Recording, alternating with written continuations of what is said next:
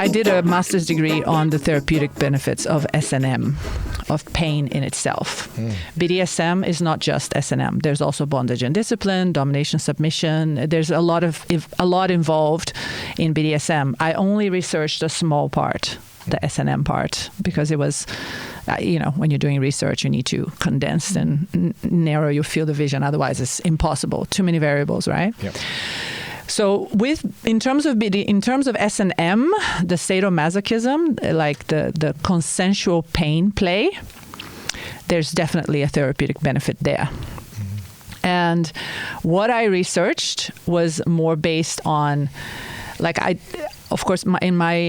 had 500 people in my research, people that I was asking the questions for.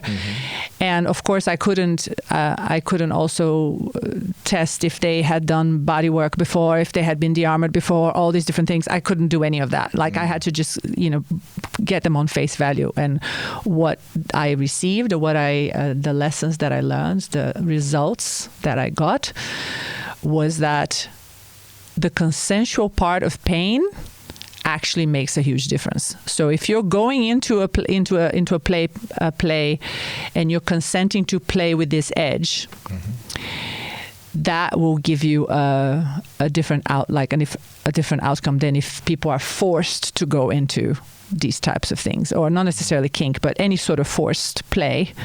Of course, is going to create trauma in the body, and that was one of the results that I had in my thesis that was reflected in the research about pain in the past, like the previous research about pain, which is not necessarily kink related, but pain in general.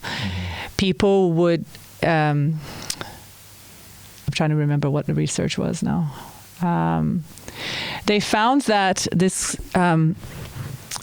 this component of consent, it could change a result, like any activity. If you go through an activity, if it is too much for your nervous system to handle, or if you're forced to do something, even if your nervous system can handle it, if you're forced to do it, it's still traumatizing.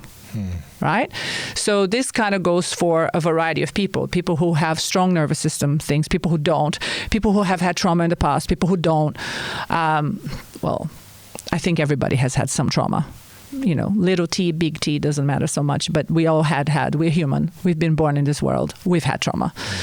But some people are managing their trauma through playing high adrenaline sports, or other people are doing music, or other people are surfing, or other people are doing therapy for 20 years with a psychologist. Some people do kink, and it's working for them, and there are therapeutic benefits for that alone in this space.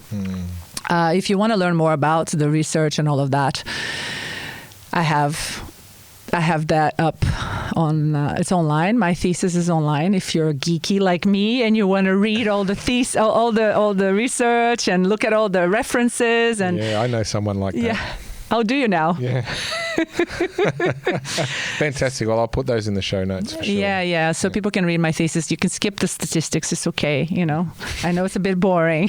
Skip the statistics, but just, you can read the background information. Is that like some kink you can actually make, as a dominatrix, make people read your statistics? Well, if they like it, then is it going to be punishment? That's the upside down thing, isn't it?